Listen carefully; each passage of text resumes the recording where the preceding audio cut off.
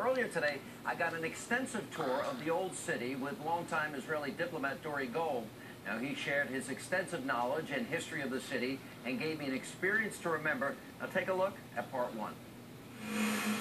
All right, here we are with former Israeli ambassador to the UN, a good friend of mine, Dore Gold. How are you? Good to see you, Sean. You know, I want you to describe where we are and sort of weave in the context and the texture of why where we are is so significant to the battles that Israel is facing today. We are now entering Jerusalem through the Jaffa Gate, which was, of course, the direction to connect to the original seaport of Old Jaffa. This wall is broken here because in 1898, the ally of the Ottoman Empire, Imperial Germany, its Kaiser, visited this place. And they broke the walls open so his big carriage could come through. And since then, it's been open. But the Ottoman Empire took Jerusalem in 1517. And that's part of a whole succession of different rulers who ruled it since the Romans destroyed the Jewish Commonwealth back in 70 A.D. And the historical significance is that the Jewish people have been here all throughout history. Yes. And in that sense, prior to the 1948 UN partition plan, this is their home, this is their history. We had a Jewish revolt in the year 135, right, led by a great Jewish hero called Bar Kokhba, son of the star. That was his name. Right. And after the Bar Kokhba revolt, the Emperor Hadrian made it Roman law that Jews could not live in Jerusalem. Forbidden. And they would only come once a year on the 9th of the Hebrew month of Ab, where they'd go to the Western Wall and weep. So it became the Wailing Wall. This is the entranceway to Jerusalem, to the old city of Jerusalem. There is the market where everyone buys carpets. It's right over here. All kinds of knickknacks, memorabilia, souvenirs. We're going up here through the Armenian quarter. There are 4 quarters in Jerusalem. Explain the 4 quarters, because I think that's significant and important. Well, there's a Jewish quarter, there's an Armenian quarter, a Christian quarter, and a Muslim quarter. The quarters are not strictly ethnically divided. In other words, there are Muslims who live in the Christian quarter and Christians who live in the Muslim quarter. And the same is true with the Jewish quarter. Israel claims that Jerusalem is its undivided capital. Right. And that it was nobody else's capital ever. Right. You know, when the Muslims conquered what we call Eretz Israel, the land of Israel, they made their capital down in Ramla, right, not in Jerusalem. And this is true of virtually all the empires that came here. You know, there was a caliphate in Baghdad, there was a caliphate in Damascus, a caliphate in Cairo, never in Jerusalem. So Jerusalem was always a center for the Jewish people. But you're bringing up a good point when you talk about a caliphate, and that is that radical Islam and the desire for a worldwide caliphate. In other words, the world domination of Islam, radical Islamists.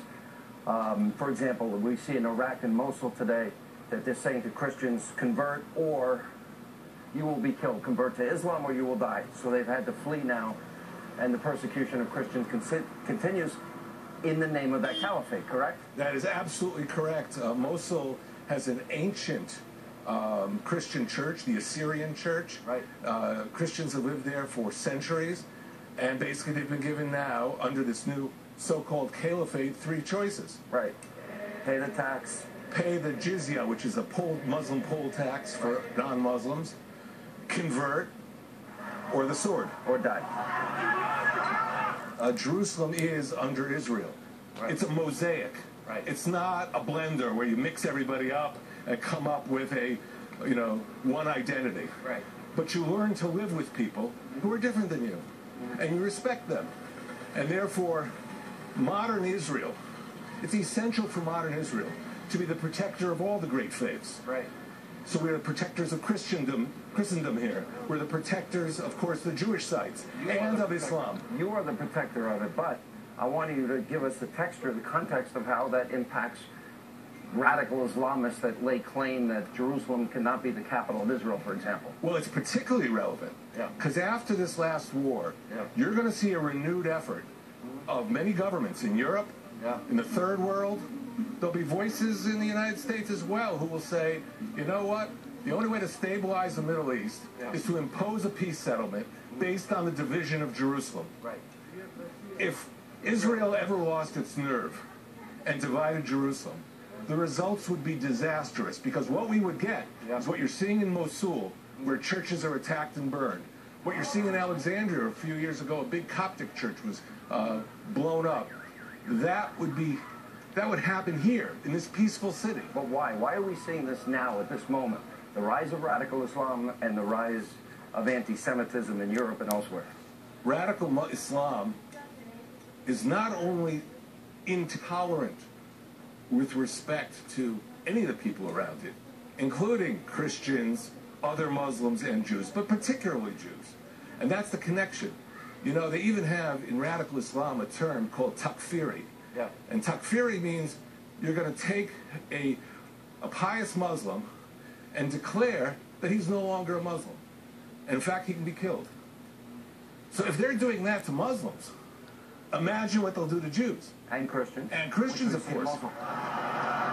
Now you have the rise of a new group, ISIS, one of the more brutal radical Islamist groups out there. That has to be viewed as a worldwide threat, considering it's convert or die. I mean, what they're doing is they mass execute people. Yeah. I saw recently in Syria, they took over a city, and they took all the Syrian soldiers they found, they beheaded them, and they put the heads on posts on a fence in the center of town. So these are extremely brutal individuals who are motivated by distorted views of religion. And the question is, what is the West going to do? Is the West going to say, no, we have to oppose this? We have to stand for our values of tolerance and liberty? Or is the West going to succumb to this?